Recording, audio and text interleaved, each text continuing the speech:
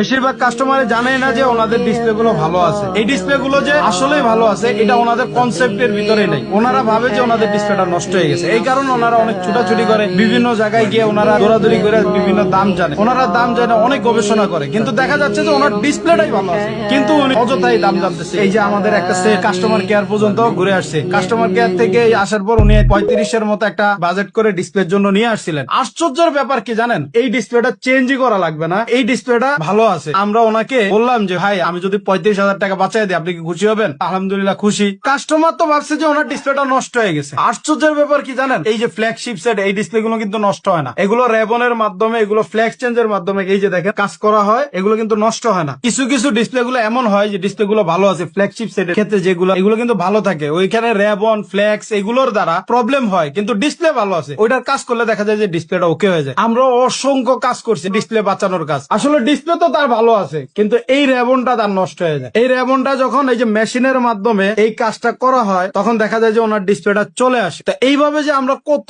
অসংখ্য অগণিত কাজ করছি যেটা আমি আপনাদেরকে এমনি বলে বুঝাইতে পারবো না। ডিসপ্লে বাঁচানোই আমাদের বেশিরভাগ টার্গেট থাকে, কারণ এক একটা ডিসপ্লের অনেক দাম। এটার পিছনে যদি আমি মেহনত করে এই জিনিসটারে যদি আমি একটু কলার জায়গায় রেখে কলা গাছ না কাইটা যদি কলা খাওয়া যায় তাহলে ওইটা ভালো না? তো ওনার অরিজিনাল জিনিসটা রাখা যদি আমি 2 টাকা খায়া ওনাকে যদি উপকৃত করতে পারি তো এটা ভালো। সবচেয়ে বড় মেইন পার্ট এখন বর্তমানে হলো ডিসপ্লের দামটাই বেশি থাকে। অনেক মানুষ ভয়ের ভিতর আছে যে আমার ডিসপ্লেটা কি আদৌ কি ভালো আছে কিনা, তো ওনারা এরকম বাসায় ফালায় রাখছে। আমি এরকম বহুত দেখছি যে ওনার বাসায় ফালায় রাখছে, ওনার বাসা থেকে নিয়ে আসছে, যখন নিয়ে আসছে উনি জানেই না যে ওনার ডিসপ্লেটা ভালো আছে, গ্রিন স্ক্রিন হয়ে গেছে, ডিসপ্লে সাদা হয়ে গেছে, বিভিন্ন ধরনের প্রবলেম চলে আসছে, মনে হয় যে বা কিন্তু ব্যাপার হলো ডিসপ্লেটা ভালো আছে, অন্য কোন জায়গায় প্রবলেম। অ্যাডভোকেট সাহেব ওনার মাথায় ওনার ডিসপ্লেটা নষ্ট হয়ে গেছে, তো এই কারণে উনি এরকম দাম জিজ্ঞেস করেছে, এক একজন এক একটা বসে। তো আমার কাছে কম পাইয়া উনি আমার কাছে লাগানোর জন্য 34,000 টাকা দিয়ে লাগানোর জন্য তৈরি হয়ে গেছে। আমি যখন ওনার সেটটা হাতে নিছি, হাতে নিয়ে যখন কাজ করা শুরু করছি তখন আমি পুরো আশ্চর্য। আমার মনে হইতেছে যে এই ডিসপ্লেটা ভালো আছে, কারণ আমি দেখতেছি রেবনটা উঠা,